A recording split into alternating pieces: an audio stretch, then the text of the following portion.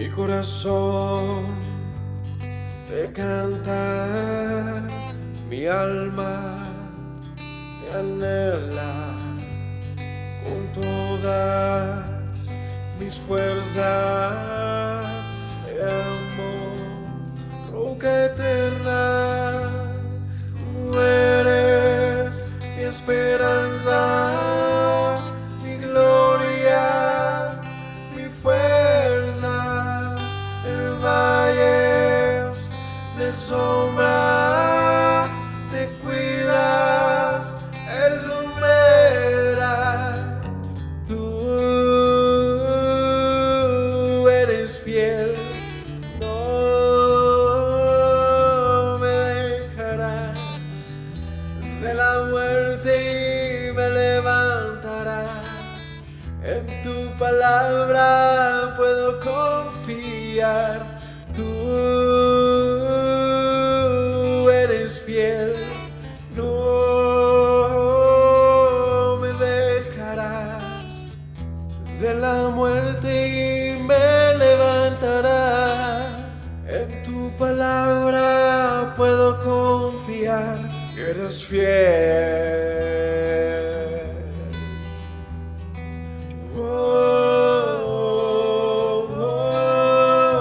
Mi corazón te canta, mi alma te anhela con todas mis fuerzas.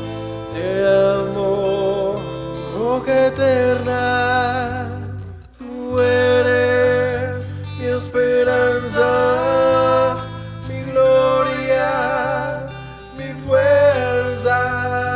En valles de sombra te cuidas, eres lumbrera.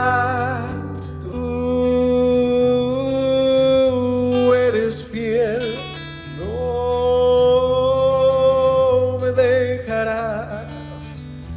De la muerte y me levantarás. En tu palabra puedo confiar. Tú eres fiel, no me dejarás. De la muerte y me levantarás. En tu palabra puedo confiar. Eres fiel, eres fiel. Tú eres fiel, no me dejarás. De la muerte y me levantarás. En tu palabra puedo confiar. Tú eres fiel, no.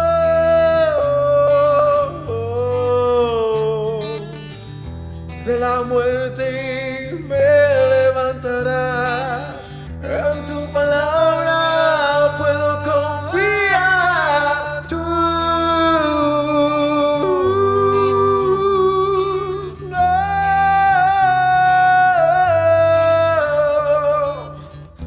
De la muerte me levantarás. En tu palabra puedo confiar. Eres fiel, eres fiel. Tú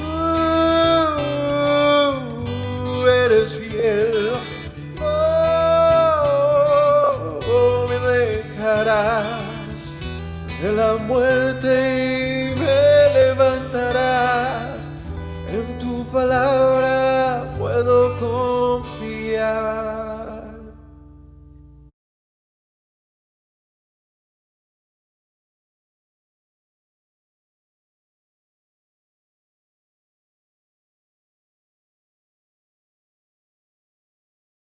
Shalom familia, bendiciones para todos, sean bienvenidos a este tiempo de estudio. Damos gracias al Eterno porque nuevamente nos regala esta oportunidad de congregarnos, de reunirnos, bueno, de compartir la palabra de nuestro Dios. Hoy continuando con el estudio del libro de Revelaciones, del libro de Apocalipsis. Hoy estaremos estudiando el capítulo 11. Así que, si este es el primer estudio que ven, que comparten con nosotros de este libro de Apocalipsis, los invitamos a que compartan con nosotros los demás estudios, los anteriores, porque el libro de Revelaciones es una secuencia de sucesos, de profecías, de visiones que tiene Juan y que no podemos perder de vista para poder llevar la secuencia de este mensaje. Así que hoy vamos a continuar con el capítulo 11, donde se mencionan los dos testigos. Este tema que lo hemos visto, lo hemos oído, que los dos testigos, que quiénes son los dos testigos y todo este asunto, vamos a estudiarlo el día de hoy. Así que les damos la bienvenida a todos y dispongámonos para este tiempo de estudio. Acompáñenme en una oración y comencemos en esta tarde.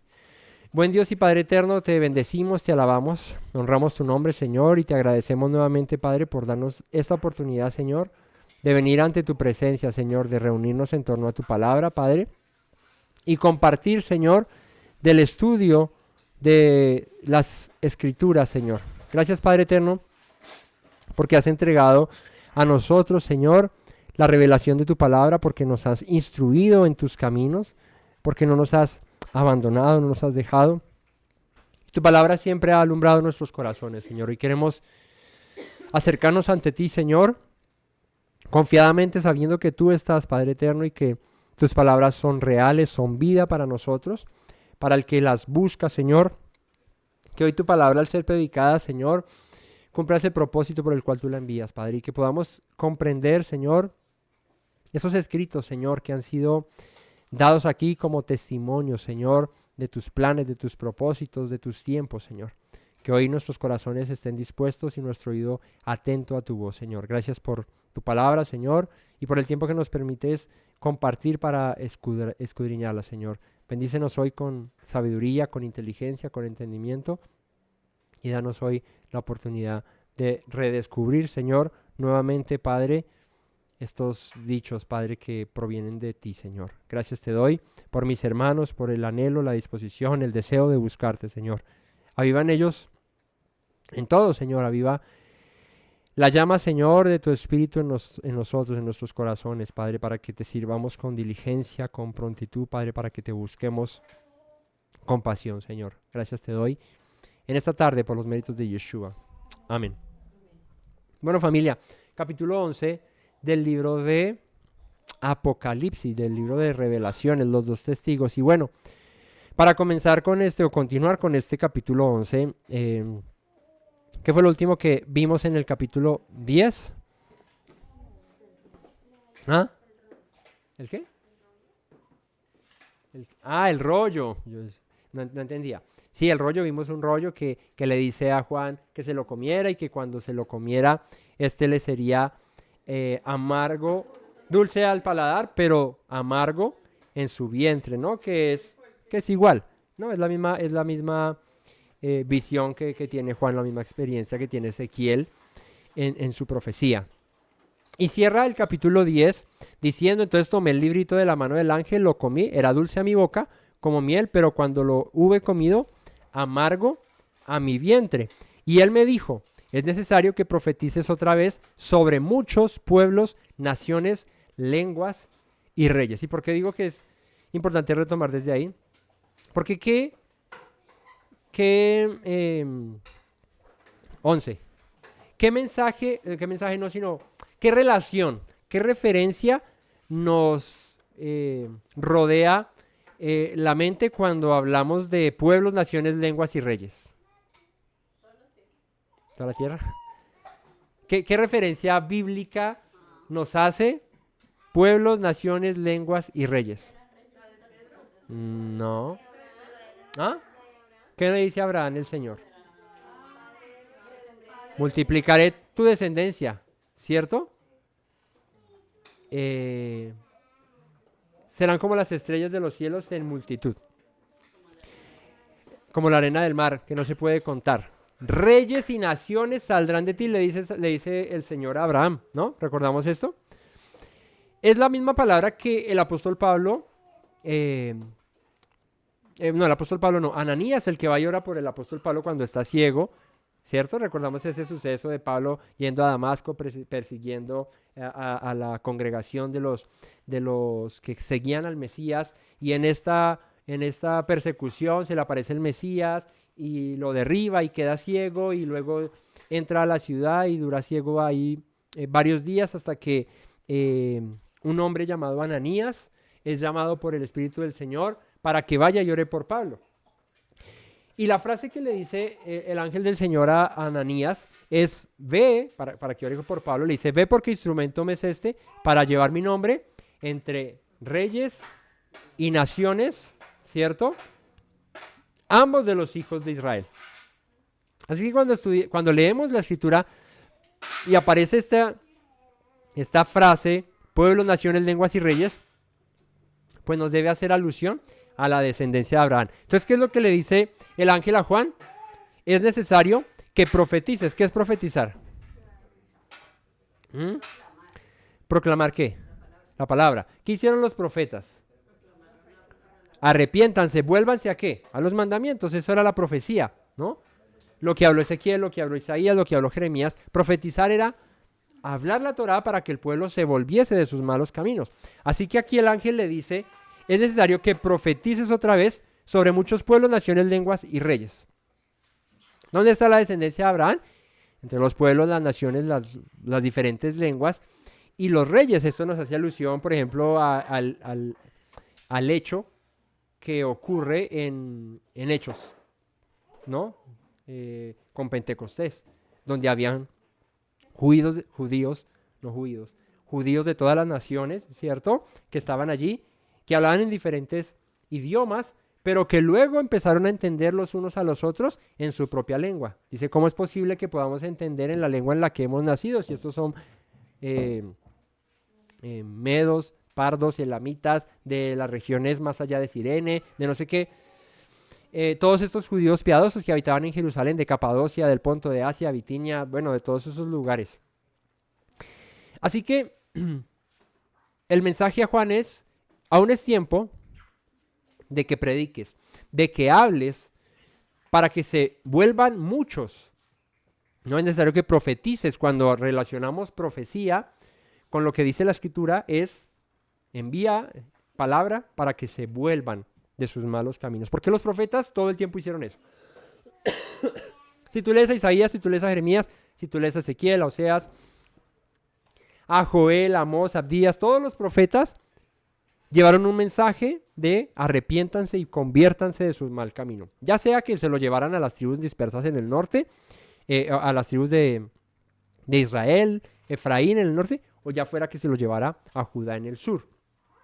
El hecho es que la profecía iba encaminada a arrepentimiento. Bueno, pues, ¿por qué le dice el ángel esto a Juan? Le dice: porque aún hay esperanza, hay tiempo para que se arrepientan muchos pueblos, naciones, lenguas y reyes.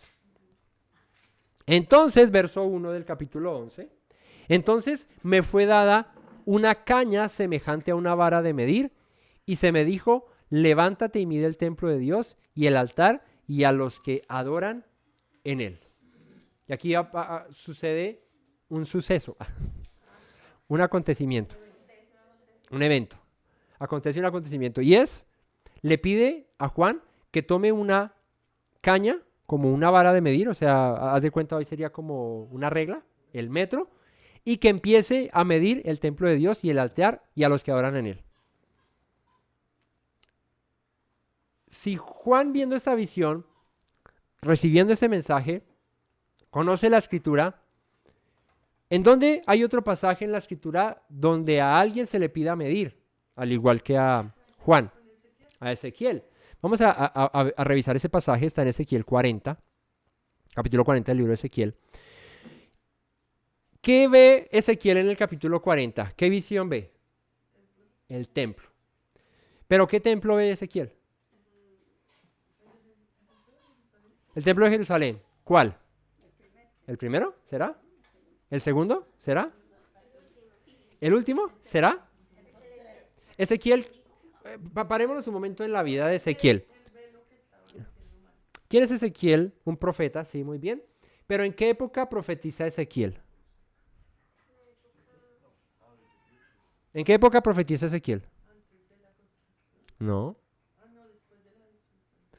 En el cautiverio, cerca del cautiverio de Babilonia. Él es uno de los que es llevado cautivo a Babilonia, Ezequiel. Así que la profecía que hace Ezequiel, la visión que ve Ezequiel, según lo que dice el mismo libro de Ezequiel, es una visión de un templo que ya no estaba porque el templo fue destruido por Nabucodonosor. ¿Sí? El templo en Jerusalén es destruido por Nabucodonosor. Y dice, en el año 25 de nuestro cautiverio, 40 Ezequiel, en el año 25 de nuestro cautiverio, ¿cuánto llevaba Ezequiel cautivo? 25 años. 25 y tiene esta visión de un templo, las medidas de un templo. O sea, el templo ya había sido destruido, el templo ya no existía. A los 10 días del mes, a los 14 años después que la ciudad fue conquistada, en aquel mismo día, vino sobre mí la mano de Yahweh y me dijo, y me llevó allá, perdón. En visión de Elohim me llevó a la tierra de Israel y me puso sobre un monte muy alto sobre el cual había un edificio parecido a una gran ciudad hacia la parte sur. Me llevó allí y he aquí un varón cuyo aspecto era como aspecto de bronce y tenía un cordel de lino. ¿Qué referencia nos hace el bronce? Sí, pero ¿y a qué? ¿Qué relación tiene el bronce? No. ¿Cómo es la pregunta? ¿Qué tipifica? ¿Qué tipifica el bronce? El altar de sacrificio. O sea, ya lo hemos mencionado en otro momento. El bronce es el juicio. El juicio. El bronce significa o tipifica o simboliza el juicio. ¿Por qué? Porque es en el altar del sacrificio del bronce que la justicia de Dios será satisfecha. Y dice, este que estaba allí en el monte era un varón con aspecto de bronce, o sea, como alguien que ha hecho un juicio. Y tenía un cordel de lino en su mano, o sea, como una vara para medir, como 1 metro. En esa época no existía el flexómetro, sino eran las varas de medir o el cordel. Tenía un cordel de lino en su mano y una caña de medir, y él estaba a la puerta. Y me habló aquel varón diciendo, hijo de hombre, mira con tus ojos y oye con tus oídos. O sea, está muy atento. Y pon tu corazón a todas las cosas que te muestro. O sea, mete el entendimiento al asunto que te voy a revelar. Porque para que yo te las mostrase, has sido traído aquí. Cuenta todo lo que ves en la casa de Israel.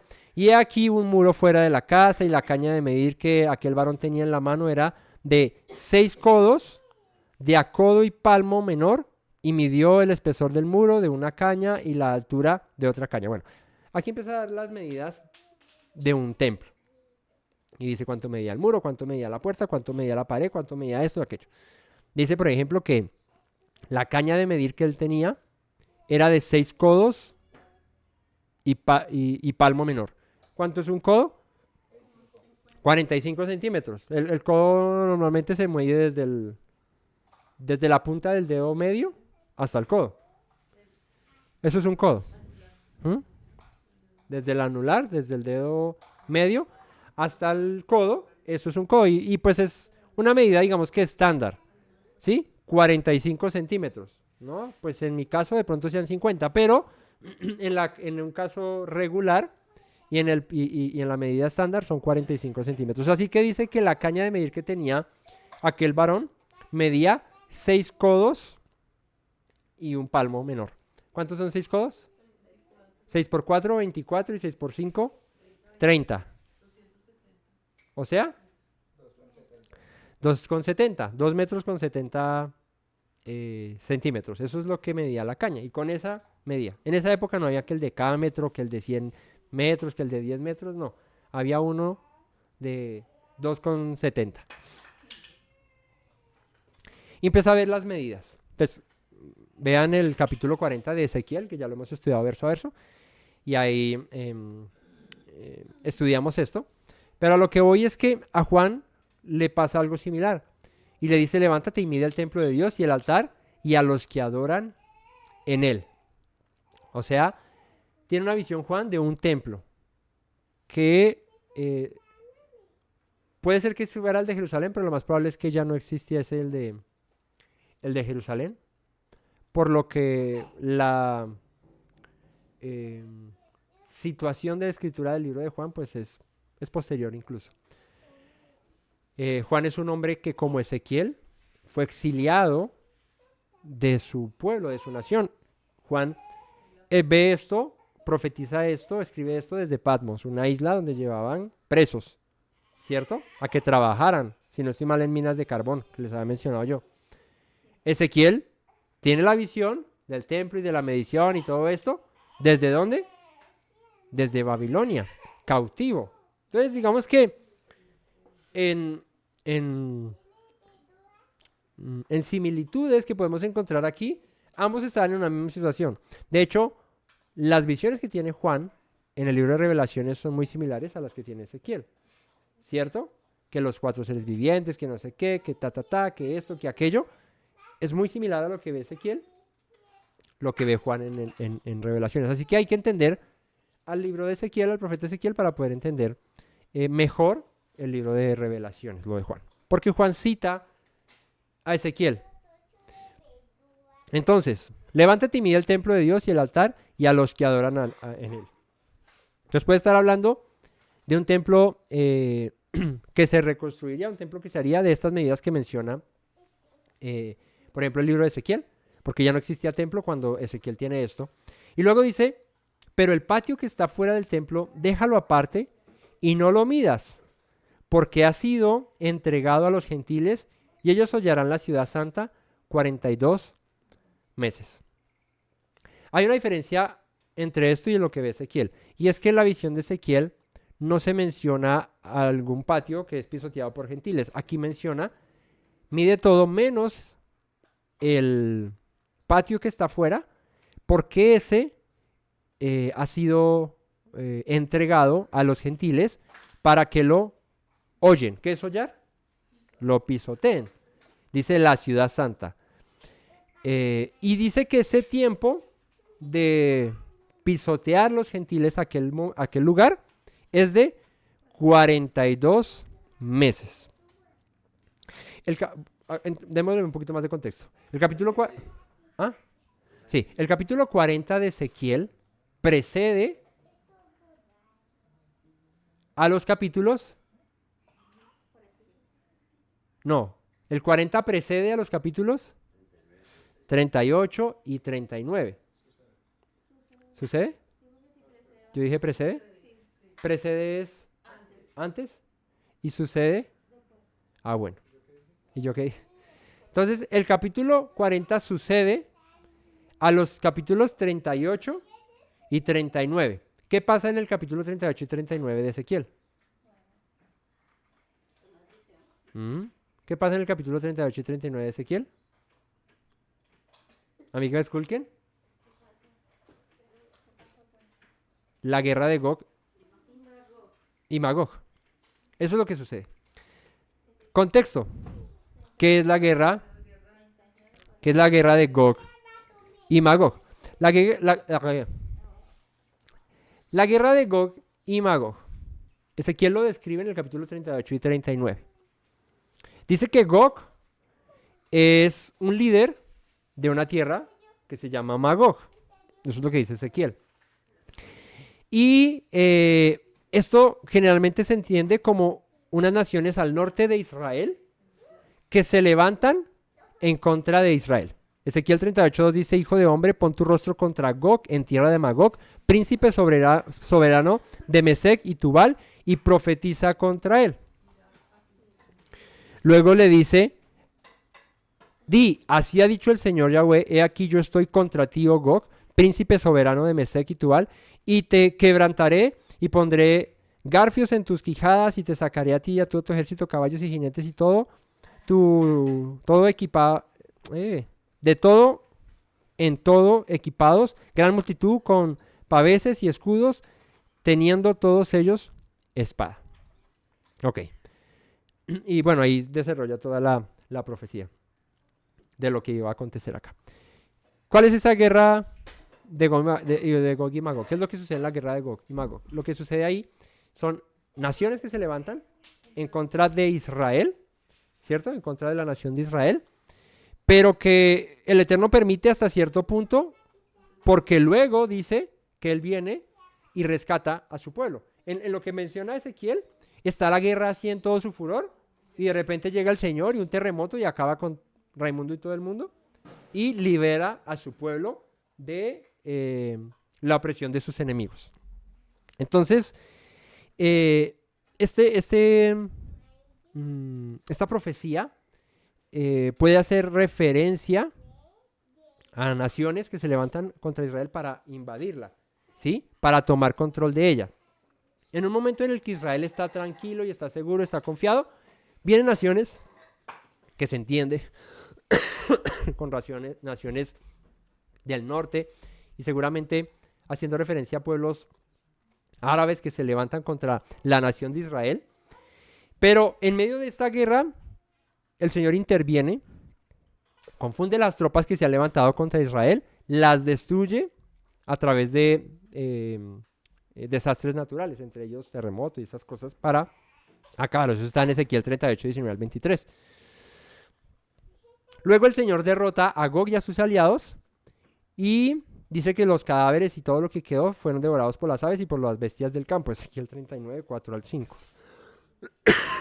Pero luego de esa guerra cierra el capítulo 39 de Ezequiel profetizando ¿qué? ¿Alguno sabe?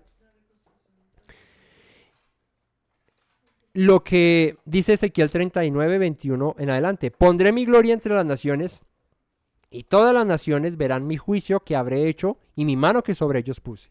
Y de aquel día en adelante sabrá la casa de Israel que yo soy Yahweh su Elohim. Sabrán las naciones que la casa de Israel fue llevada cautiva por su pecado, por cuanto se rebelaron contra mí, y yo escondí de ellos mi rostro y los entregué en manos de sus enemigos y cayeron todos a espada. O sea, el Señor permite los juicios a su pueblo por la rebeldía, por la dureza del corazón, por el pecado. Conforme a su inmundicia y conforme a sus rebeliones hice con ellos y de ellos escondí mi rostro. Por tanto, así ha dicho Yahweh, el Señor, ahora volveré la cautividad de Jacob y tendré misericordia de toda la casa de Israel y me mostraré celoso por mi santo nombre. Y ahí entra la canción que conocemos, ¿cierto? Del salmista. ¿Cómo dice la canción? Cuando el Señor haga volver la cautividad, ¿cierto? Seremos como los que sueñan, nuestra boca llenará de risa, nuestros labios de alabanza, entonces dirán las naciones grandes cosas ha hecho Adonai y me gozaré y me alegraré. Hemos cantado esa canción, ¿no? Bueno, el contexto de esa canción es luego de esa guerra de naciones que se levantan a invadir a Israel, el Eterno viene, libra a su pueblo de sus enemigos y vuelve la cautividad de Sión. O sea, ¿qué es volver la cautividad de Sión? Que libera a su pueblo de donde los llevó cautivos y los trae nuevamente a poseer la tierra que el Eterno prometió, que el Eterno les dio. Por eso es que en Ezequiel dice acá, así ha dicho el Señor, ahora volveré la cautividad de Jacob y tendré misericordia de toda la casa de Israel y me mostraré celoso por mi santo nombre. Ellos sentirán su vergüenza y toda su rebelión con que prevaricaron contra mí cuando habiten en su tierra con seguridad y no haya quien los espante. Cuando los saque de entre los pueblos y los reúna de la tierra de sus enemigos y sea santificado en ellos ante los ojos de muchas naciones. O sea, volver la cautividad es rescatar a su pueblo de en medio de las naciones a donde el Señor mismo los dispersó.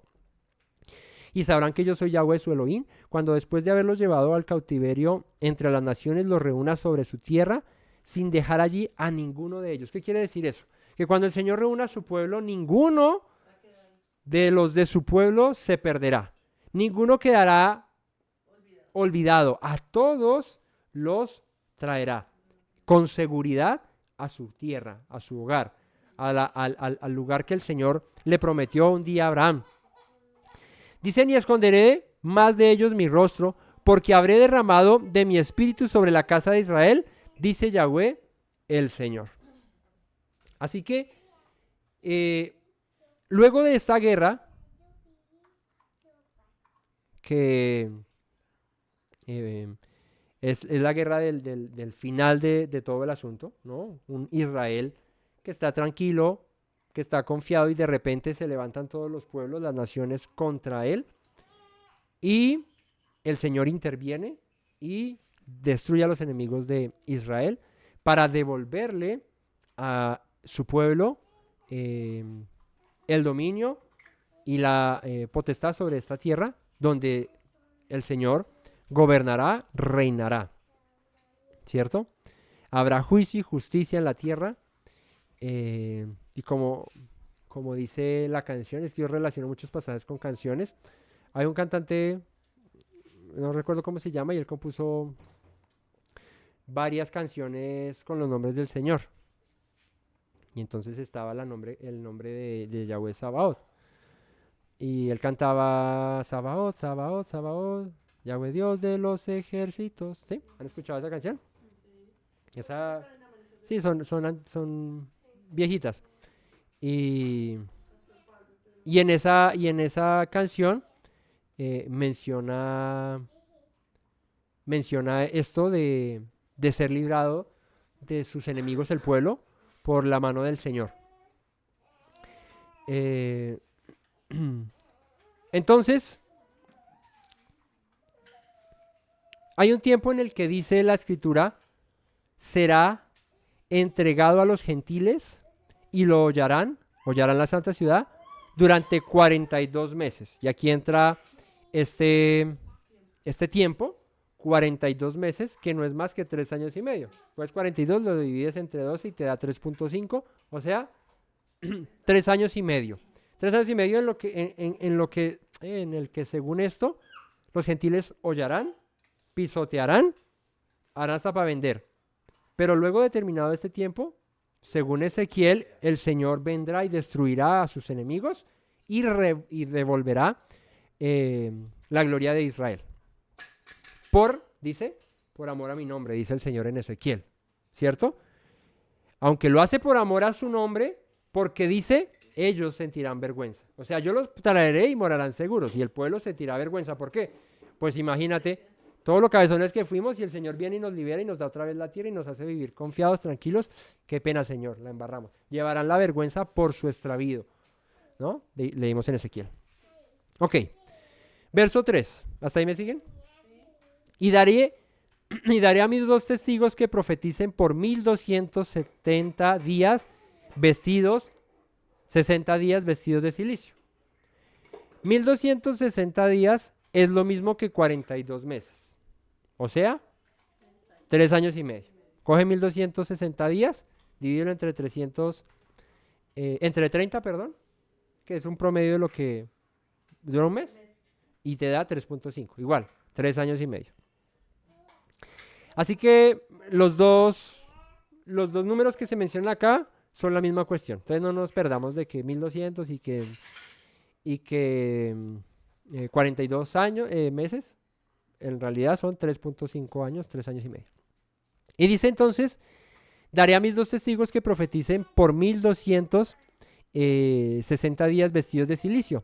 Estos testigos son los 2 olivos y los 2 candeleros que están en pie delante del Dios de la tierra.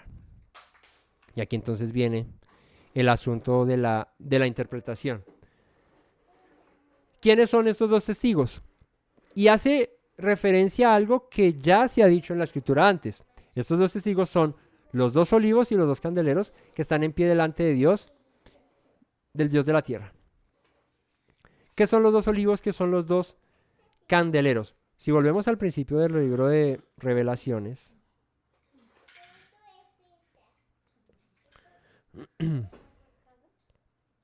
recordamos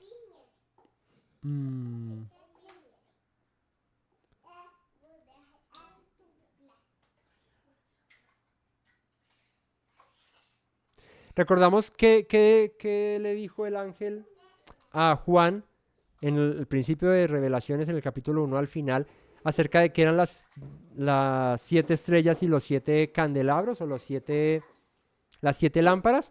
Le dice, las 7 estrellas son los ángeles, los mensajeros que irán a los candeleros o a las 7 lámparas. ¿Y cuáles son las 7 lámparas? Las congregaciones. Ok, siguiendo la misma lógica del capítulo 1, aquí dice, daré a mis 2 testigos que profeticen por 1260 días, vestidos de silicio. Estos 2 testigos son los 2 olivos y los 2 candeleros que están en pie delante de Dios, las 2 lámparas. Si en el capítulo 1 dice que las lámparas son las congregaciones, en el capítulo 11, 2 lámparas serían 2 congregaciones.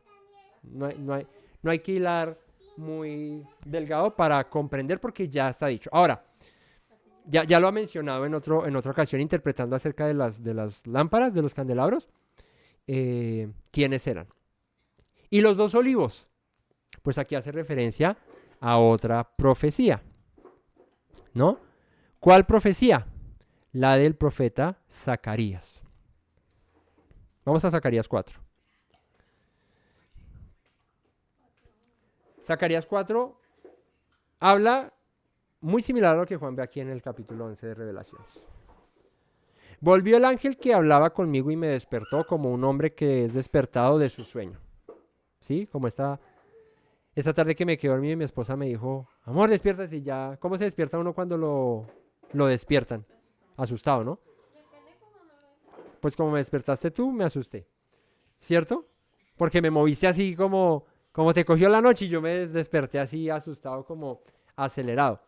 Pero ¿qué pasa? Cuando uno se despierta solo, a menos de que le haya cogido el tarde o no le haya sonado la alarma, eso, cuando uno se despierta, pon tú, un domingo, cuando tú te despiertas un domingo, sin tener nada que, responsabilidades pendientes, alguna cosa, te levantas así, mire, relajado, bosteza uno, se despereza.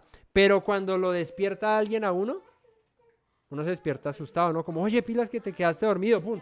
Sí, es que por eso digo que me despertaste y me asusté, porque me moviste para que reaccionara rápido. Entonces dice, volví y el ángel que hablaba conmigo me despertó como un hombre que es despertado de su sueño. O sea, dice Samuel, enojado. Y me dijo, ¿qué ves? Si en el caso de Samuel hubiera dicho que tengo sueño y otra vez volviste a verme, pero no.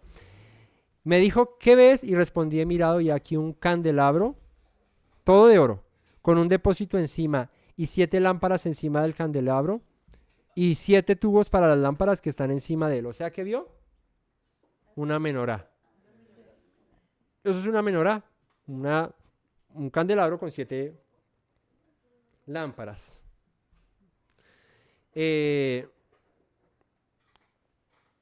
Y junto a él, dice que 2 olivos. El uno a la derecha del depósito y el otro a la izquierda. Proseguí y hablé diciendo a aquel ángel que hablaba conmigo, ¿qué es esto, Señor mío? Y el ángel que hablaba conmigo respondió y me dijo, ¿no sabes qué es esto? Y dije, no, Señor mío. Entonces respondió y me habló diciendo, esta es palabra de Yahweh a Zorobabel, que dice, no con ejército ni con fuerza, sino con mi espíritu. Ha dicho Yahweh de los ejércitos. ¿Quién es Zorobabel? Zorobabel fue uno de los que restauró Jerusalén. Restauró Jerusalén junto con Esdras, con Nehemías, ¿cierto? Cuando regresan del cautiverio de Babilonia, Zorobabel es uno de los restauradores. Bueno, la palabra que tiene Zacarías aquí es para Zorobabel 1, que es restaurador. Y le dice, no con ejército, no con ejército, ve mi amorcito. Dijo, no con ejército ni con fuerza, sino con mi espíritu, ha dicho Yahweh de los ejércitos. O sea, esto lo van a hacer conmigo delante. ¿Quién eres tú, oh gran monte? Delante de Zorobabel será reducido a llanura. Él sacará la primera piedra con aclamaciones de gracia, gracia a ella. Vino palabra de Yahweh a mí diciendo, las manos de Zorobabel echarán el cimiento de esta casa y sus manos la acabarán y conocerán que Yahweh de los ejércitos me envió a vosotros, porque los que menospreciaron el día de las pequeñeces se alegrarán y verán la plomada en la mano de Zorobabel. Estos 7 son los ojos de Yahweh que recorren la tierra. Hablé más y dije, ¿qué significan estos dos olivos a la derecha del candelabro y a su izquierda? Hablé aún de nuevo y le dije, ¿qué significan las dos ramas de olivo que por medio de dos tubos de oro vierten de sí aceite como oro? Y me respondió diciendo, ¿no sabes qué es esto? Y dije, Señor mío, no. Y él dijo, estos son los dos ¿qué? Ungidos que están delante del Señor de toda la tierra. La profecía de Zacarías es muy diciente para lo que estamos viendo en Apocalipsis, en Revelaciones 11. ¿Por qué? Porque en Revelaciones se mencionan dos testigos. Dice que estos dos testigos son dos lámparas, dos olivos.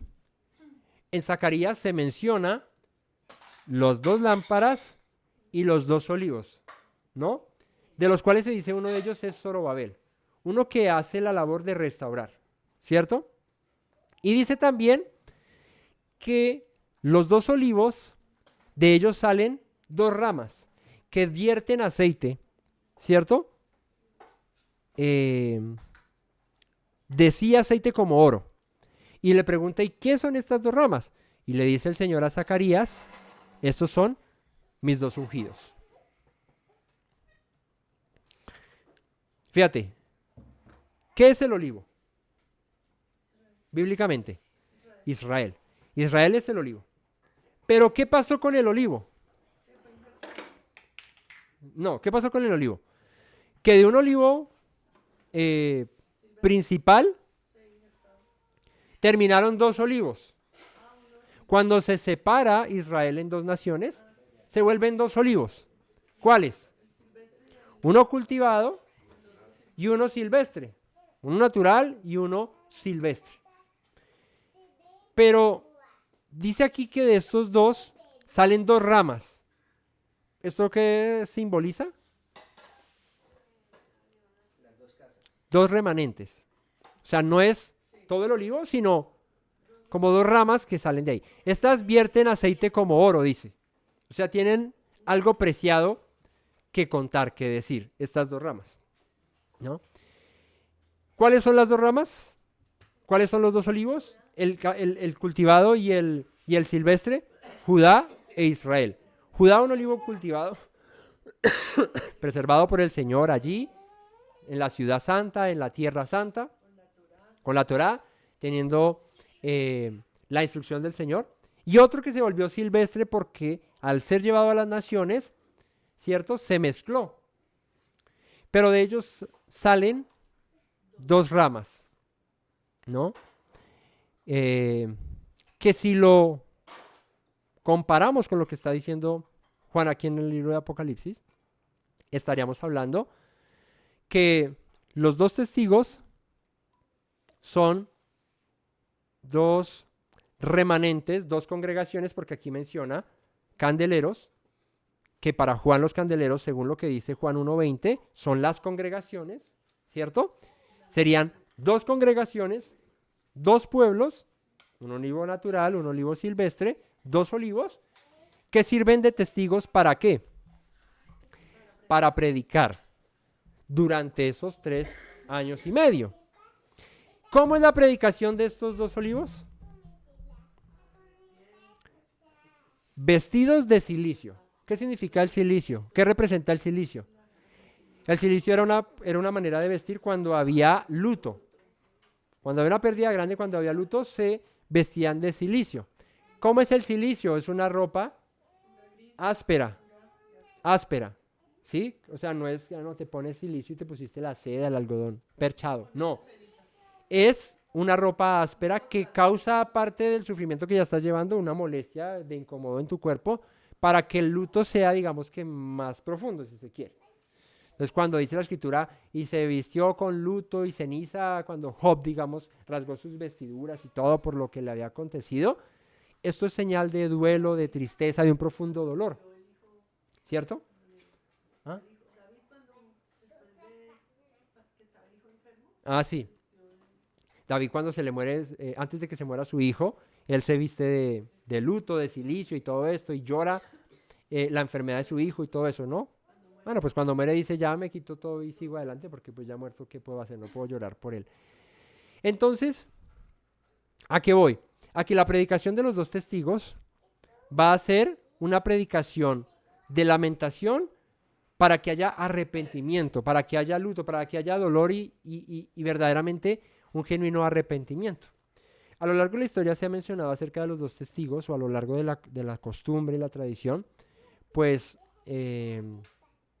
de hablar de un Moisés y un Elías, ¿no? Que son los dos que aparecen junto con Yeshua en el monte de la transfiguración, ¿no? Allá aparece Moisés y Elías y se dice, bueno, estos dos testigos son Moisés y Elías, y digamos que también representa esto los dos testigos, porque ¿qué representan Moisés y Elías? La ley y los profetas. ¿Cuál es la predicación de los dos testigos? La ley y los profetas. ¿Para qué? Para que se arrepientan. ¿Con qué fin tú predicas la ley y los profetas? Para que el pueblo se arrepienta y se vuelva de su mal proceder, para que se vuelvan, para que hagan teshuvá. Así que los dos testigos, que son estos dos olivos o los dos candelabros, son dos remanentes del pueblo del Señor, de la casa de Judá, de la casa de Israel, que van a predicar el arrepentimiento, que van a predicar el vuélvanse al Señor de todo su corazón. Si alguno quiere dañarlos, sale fuego de la boca de ellos y devora a sus enemigos, y si alguno quiere hacerles daño, debe morir él de la misma manera. Fíjate, dice, si alguien quiere dañarlos mientras que ellos están predicando, sale fuego de la boca de ellos y devora a sus enemigos. O sea, digamos que son intocables durante el tiempo de su predicación, ¿cierto? Durante esos 3 años y medio que les ha sido otorgada la posibilidad de predicar, no hay quien los dañe, porque el mensaje debe alcanzar a aquellos que deben ser salvos. Así que no hay impedimento alguno para estos dos testigos para que testifiquen acerca del arrepentimiento, del volverse al Señor. Y si alguno quiere hacerles daño, debe morir él de la misma manera. Estos tienen poder para cerrar el cielo, a fin de que no llueva en los días de su profecía. O sea, imagínate que aquí menciona en la visión que tiene Juan, que el poder que acompañará a estos dos testigos, estos dos remanentes, a estos dos olivos, es tal que si oran y piden que no llueva, el cielo se cerrará. ¿No? ¿Tipo quién? ¿Ah? ¿Tipo quién? ¿Qué hombre en la escritura tuvo poder así similar? Elías tuvo un poder similar, ¿cierto? Un poder en el que oró y no llovió. Un poder en el que hizo llover fuego del cielo, ¿no?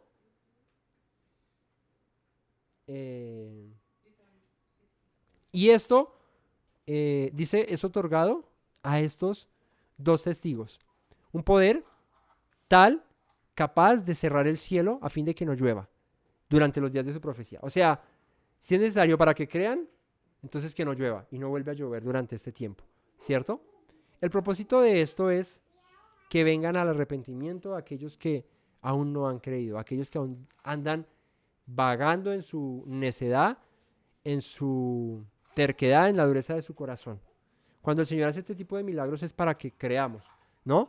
Para que el que está adormecido por el letargo de la falta de entendimiento, de las falsas doctrinas, de las falsas predicaciones, pueda moverse y despertarse de ese letargo para creer.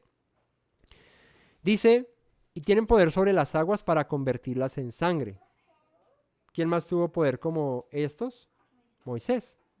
Moisés tuvo tal poder que hizo convertir las aguas en sangre.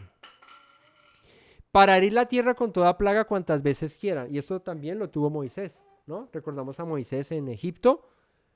Hirió la tierra con moscas, con ranas, con granizo. Hirió la tierra con langostas, ¿cierto? Con piojos. Así que el poder de estos dos testigos llegará a tal punto de que la predicación de ellos pueda ser creíble incluso por los más incrédulos. ¿Para qué? Para que se arrepientan, para que se conviertan. Eso no refleja más que la misericordia del Señor para con la humanidad. Y dice, Cuando hayan acabado su testimonio, la bestia que sube del abismo hará guerra contra ellos y los vencerá, dice, y los matará. ¿Qué representa la bestia? ¿Qué simboliza la bestia? ¿A qué hace alusión la bestia? Porque todo esto es profecía, ¿no? Entonces, pues pensar que sale una bestia literal y se los come, pues de pronto está muy, muy lejos de la realidad. ¿Qué habla la Escritura acerca de qué puede ser una bestia como el tipo de las que menciona aquí Juan? Daniel habla de 4 grandes bestias que son 4 grandes imperios. ¿Cuáles fueron los 4 grandes imperios que vio Daniel? Los babilonios, los medopersas, los griegos y los romanos, ¿no? El imperio medo-persa era un imperio junto, aunque eran medos y persas. Si no estoy mal, los medos eran mayores que los persas y tenían más control ahí en esto, ¿no? Que en la visión de Daniel había una estatua, ¿cierto? Con cabeza de oro, con brazos de bronce, con piernas, bueno, la cintura aquí de hierro y los pies de barro cocido con hierro. Babilonia, oro. 2 brazos en bronce, los medos y los persas. Luego, los griegos, ¿cierto? En hierro. Y barro cocido con hierro, los romanos, ¿no? Entonces, todo esto tiene referencia. De hecho, Daniel, la visión de Daniel, tiene que ver con lo que ve Juan. Entonces, ¿qué sale? Un imperio. ¿Qué sale? Una potencia, una fuerza, un gobierno, un poder que destruye ¿a quiénes? A estos 2 testigos. ¿Para qué? Para callarlos, ¿cierto? Para que ya no sigan predicando. Pero el tiempo ya se ha cumplido. El Señor dice, saldrán por 3 años y medio estos testigos y predicarán por toda la tierra. Le dijo a Juan en el capítulo 10 al cerrar, es necesario que aún se predique a toda lengua, tribu, nación y reyes. Así que estos son enviados a predicarle a toda lengua, tribu, nación y reyes. Durante esos 3 años y medio, pero ya cuando se cumplan, podríamos llamarlo el tiempo, como dice la Escritura, el tiempo de los gentiles. Israel será hollado hasta que el tiempo de los gentiles se cumpla, dice la Escritura. ¿Cuál es el tiempo de los gentiles? Pues el tiempo en el que las naciones de la tierra se puedan arrepentir y vuelvan de todo su corazón al Señor. Habrá un tiempo. Entonces dice, saldrá la bestia, saldrá un gobierno, un poder que hará guerra contra ellos y los vencerá y los matará.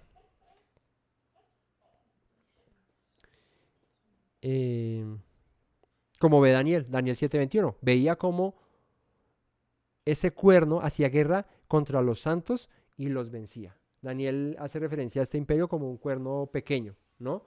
Uno que hacía guerra contra los santos y los vencía. Vean el estudio de Daniel verso a verso también para que tengan ahí presente esta información.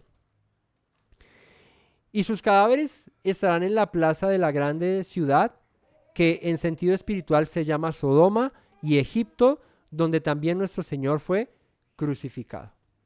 Aquí yo tengo una pregunta y es, los cadáveres de estos 2 testigos, de estos 2 olivos, de estas 2 congregaciones, de estos 2 remanentes, dice, estarán en la plaza de la grande ciudad, que en sentido espiritual se llama Sodoma y Egipto, donde también nuestro Señor fue crucificado. ¿Por qué dice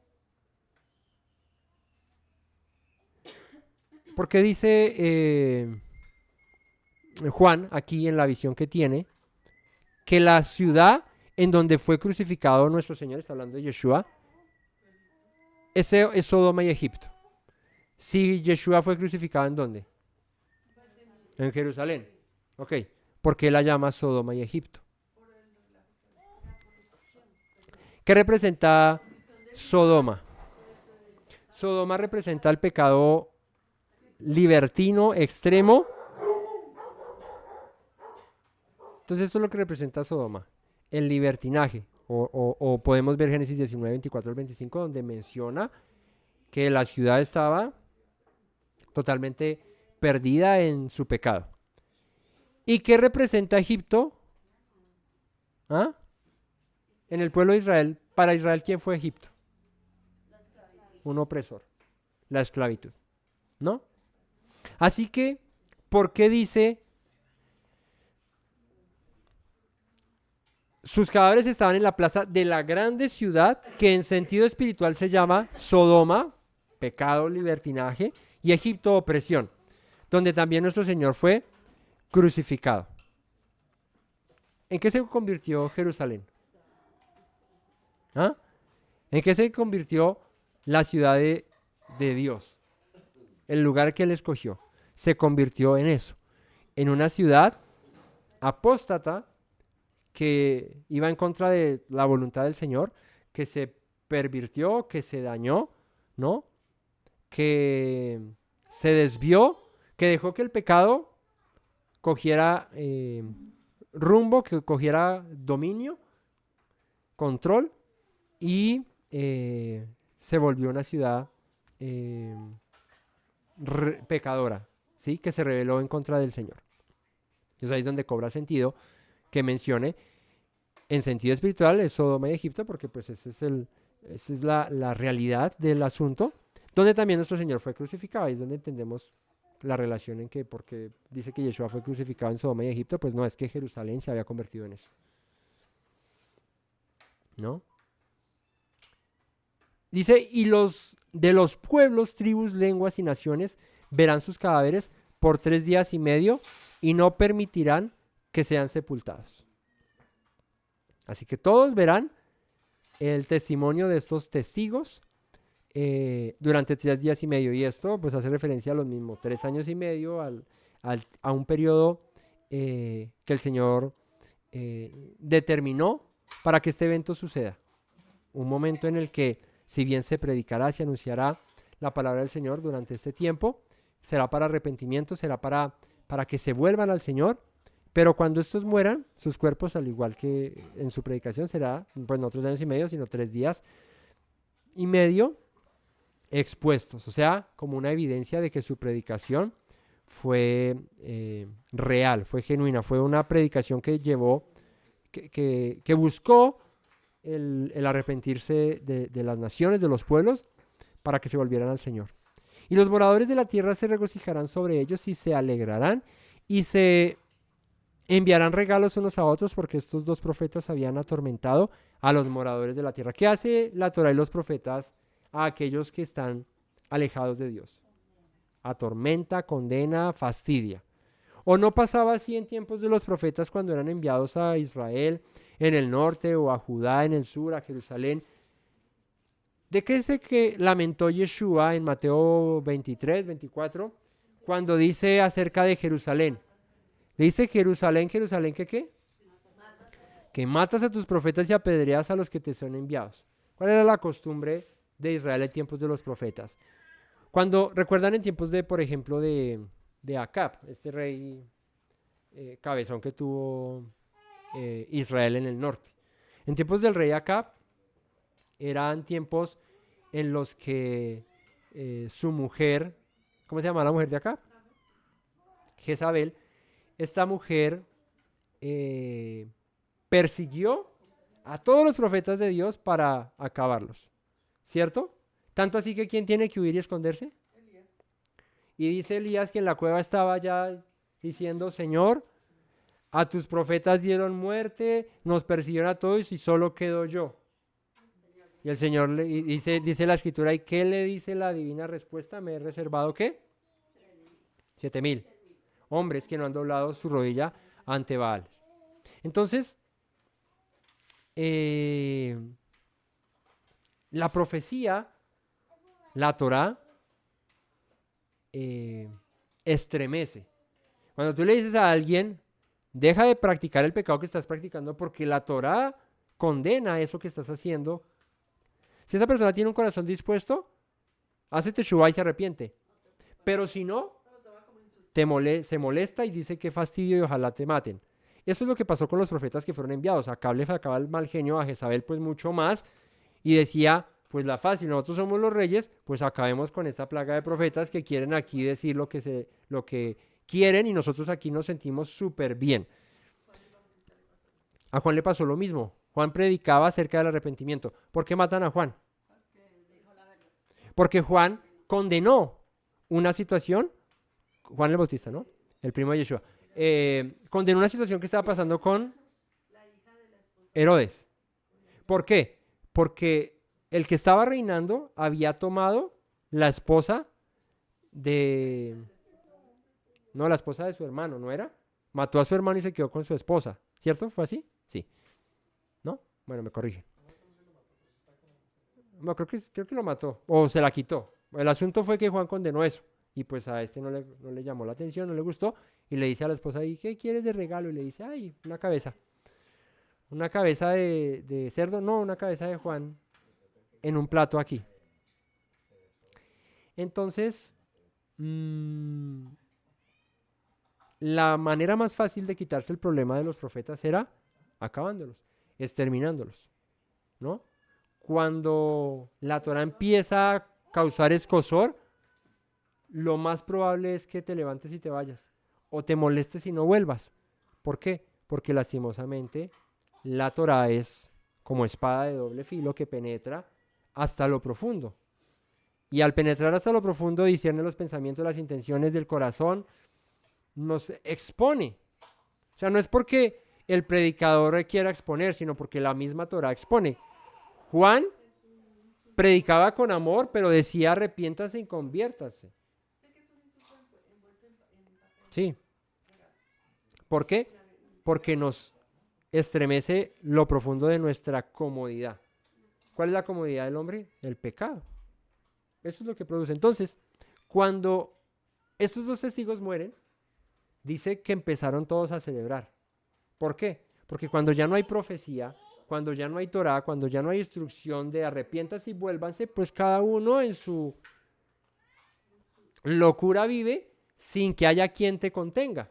Y al no haber quien te contenga, pues todos felices nos mandamos regalos. Estos nos la tenían montada, perdón la expresión, pero ya no los quitamos de encima. Entonces dice, porque estos dos profetas habían atormentado a los moradores de la tierra. Imagínate, son enviados para predicar aún, le dice el Señor a Juan, en el capítulo 10 al final, que lo leímos al principio de esta enseñanza, que aún es tiempo de que se predique a los gentiles, a las naciones, a los reyes, a ellos, predícales para que se arrepientan. Pero muchos, aunque se arrepienten, otros tantos sienten fastidio y dicen, ojalá nos quitaran a estos. Cuando se mueren, se sienten libres, porque su pecado otra vez puede tomar el control y no hay quien les acuse. Pero después de 3 días y medio, entró en ellos el espíritu de vida enviado por Dios, y se levantaron sobre sus pies, y cayó gran temor sobre los que los vieron. Y esto semejante a lo que pasa con Yeshua, ¿no? Y es como una resurrección de estos dos testigos que son enviados ahora al cielo. Dice, y oyeron una voz del cielo que les decía, subid acá. Y subieron al cielo en una nube, y sus enemigos los vieron.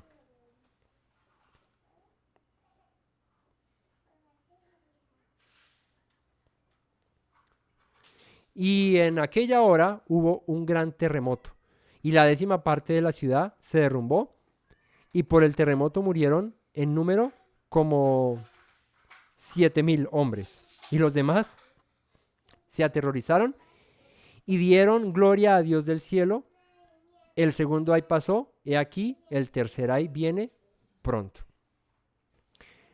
Así que sucede esto, viene un gran terremoto, una gran señal junto con la resurrección de estos dos testigos, donde todos ven la evidencia de que estos eran hombres de Dios, que eran testigos de Dios, que estos dos olivos eran testigos verdaderos, pero que por la dureza, por la incredulidad, murieron. Pero el Señor los resucita para testificar acerca de la verdad de su mensaje. Así que no solamente el mensaje fue acompañado por señales, porque dice, si quieren no hacen llover y todo el asunto, también por la resurrección de ellos.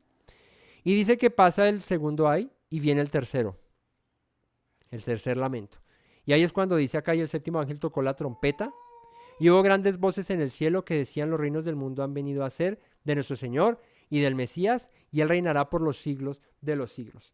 Al final de todo esto, ¿no? Al final de la guerra que se levanta en contra de Israel, las naciones, y el Señor irrumpe en ello y restaura a su pueblo, ¿no? Estos dos testigos que predican el mensaje del arrepentimiento, viene la última trompeta, la final trompeta, la séptima trompeta, de la que habla Pablo, por ejemplo, en el libro de Tesalonicenses.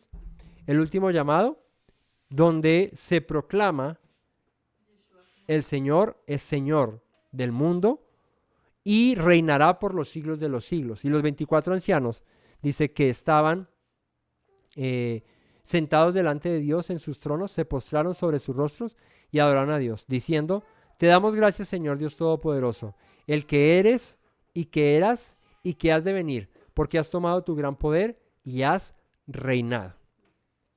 ¿No? ¿Quién toma el dominio? Yeshua toma el dominio sobre las naciones, sobre los pueblos. Habiendo liberado a su pueblo de los enemigos, viene ahora a gobernar. Te damos gracias, Señor Dios Todopoderoso, el que eres, el que eras y el que has de venir, porque has tomado tu gran poder y has reinado. Y se airaron las naciones, y tu ira ha venido, y el tiempo de juzgar a los muertos, y de dar el galardón a tus siervos los profetas, a los santos y a los que temen tu nombre, a los pequeños, a los grandes, y de destruir a los que destruyen la tierra. O sea, el tiempo del juicio. Un juicio que va a ser ¿para quiénes? Para todo hombre, pequeños, grandes, medianos, chiquitos, para todos. O sea, en el juicio aprendíamos en la parashá, ¿no? Que dice el Señor, Moisés le enseña a los jueces que nombra, ¿cierto? ¿A qué? A que no hagan acepción de personas. Dice: no hagan acepción de personas, juzguen con justicia. Pues el Señor tampoco hace acepción de personas en el juicio. Si el Señor viene con su juicio, viene a juzgar grandes, pequeños, hombres, mujeres, niños, el que sea, ¿no? Y dice: y a destruir a los que destruyen la tierra. Y el templo de Dios fue abierto en el cielo, y el arca de su pacto se veía en el templo, y hubo relámpagos, voces, truenos, un terremoto y grande granizo. La única vez en la que el templo se veía, la única vez que el arca del pacto se veía, a la que el sacerdote tenía acceso, la única vez era una vez al año en tiempo de Yom Kippur, en el día del juicio, en el día del perdón. Y acá dice que luego de esto viene el juicio, y dice: y se abre el cielo, y el arca del Señor se manifiesta en el templo. Hubo relámpagos, voces, truenos, un terremoto y grande granizo. O sea, es como la antesala al juicio que el Señor va a emitir. ¿Sí? Ocurriría pensando en los tiempos proféticos, el primero de Tishri, que es el tema, viene él a hacer la guerra, ¿cierto? Y duran 10 días para el juicio. Sería casi decir que en 10 días se hace toda esa destrucción, incluso el juicio. Sí, pero antes del juicio final, también hay un tiempo de gobierno del Mesías por un periodo de 1000 años. Un tiempo en el que... Todavía no es el... no, porque ahí menciona, dice la escritura, ahora más adelante se menciona con respecto al que Satanás sea apresado durante 1000 años y luego se será soltado y tratará de engañar incluso a los escogidos. Pero luego de eso es que viene el juicio. Es que el juicio viene cuando ya no va a haber más... O sea, el juicio del trono blanco sucede cuando se ha quitado de una vez por todas el pecado. Ya no haya más pecado. ¿Sí? Lo curioso es que en el reino del milenio, en el reino del Mesías, durante 1000 años sobre la tierra, gobernando desde Israel, manejando las naciones, dice la escritura que aprenderán, ¿no? Será instruida la escritura. Y dice que al final de este periodo, dice Satanás será soltado y aún tratará de engañar incluso a los escogidos. O sea que todavía no ha habido esa redención final de juicio y quitar el pecado por completo, ¿no? Eso sucede después. Pero ahora que sigamos viendo los capítulos de Apocalipsis, pues entonces estaremos viendo esas referencias.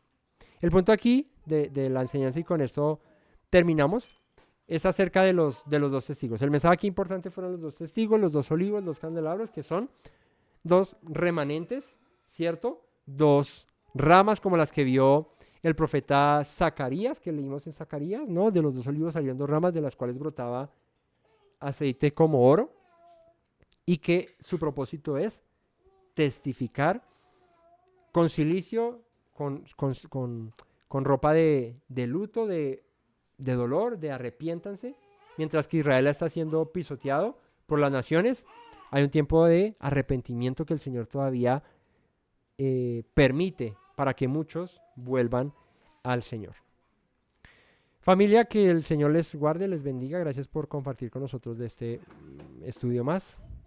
Que su palabra alumbre nuestros corazones, y nos veremos en una próxima ocasión si el Señor nos lo permite. No sin antes recordarles las palabras que dijo nuestro Mesías Yeshua. Si permanecen en mis palabras, serán verdaderamente mis discípulos y conocerán la verdad, y la verdad los hará libres. Buenas noches a todos. Shalom. Me presento nuevamente, mi Rey, mi buen Señor.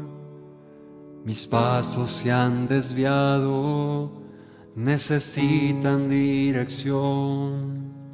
En tu amor me he refugiado, Yeshua, pues así al Padre puedo hoy decir. Me presento nuevamente, mi Rey, mi buen Señor. Mis pasos se han desviado, necesitan dirección. En tu amor me he refugiado, Yeshua, pues así al Padre puedo hoy decir. Abba, Padre, Baruch atah, Señor Dios nuestro Rey de eternidad. Abba, Padre, Baruch atah, Adonai Eloheinu melech haolam.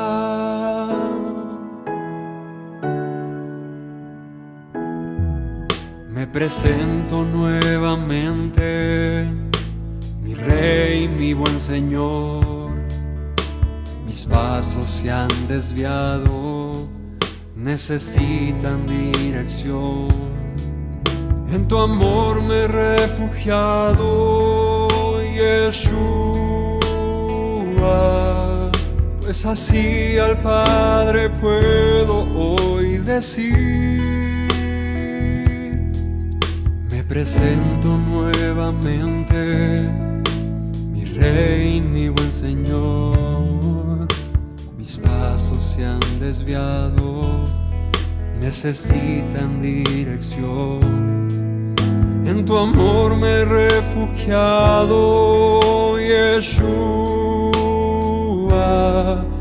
pues así al Padre puedo hoy decir. Abba, Padre, Baruch atah,